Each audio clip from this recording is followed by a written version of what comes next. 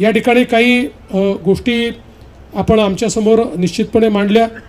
पंडितभाऊ राठोडांनी आणि निलेभाऊंनी देखील जास्तीत जास्त आमच्या बंजारा समाजाला प्रतिनिधित्व मिळावं अशी जी अपेक्षा व्यक्त केली आहे.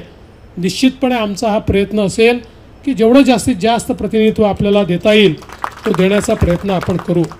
मी सचिन मोहन चव्हाण गेल्या 10-12 वर्षापासून मी भारतीय जनता पार्टीमध्ये काम करत आहे.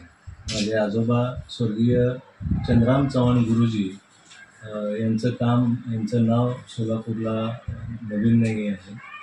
आमची मागास समाज सेवा मंडळ म्हणून संस्था आहे आणि ही संस्था 1958 पासून वंचित आणि पिछल्या वर्गांसाठी शिक्षणाच्या प्रवाहात आणण्यासाठी काम करत असून या संस्थेच्या 22 शाखा आहेत.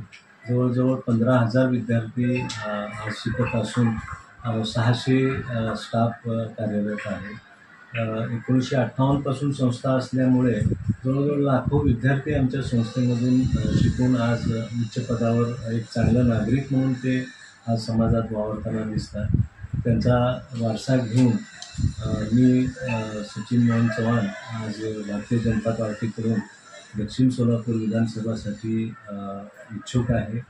आमचे धर्मगुरू तोरागडचे तसेच बंजारा राष्ट्रीय परिषद, ऑल इंडिया बंजारा सेवा संघ, माझे मित्र कंपनी आणि समाज यांच्याशी संपर्क साधून चर्चा करून मी हा निर्णय घेतलेला आहे.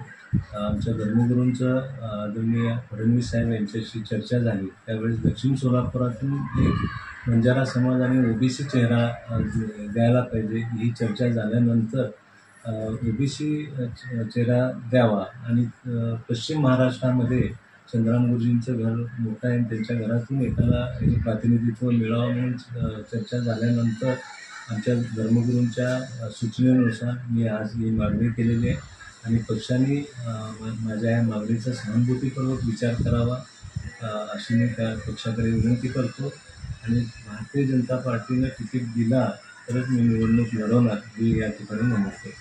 धन्यवाद.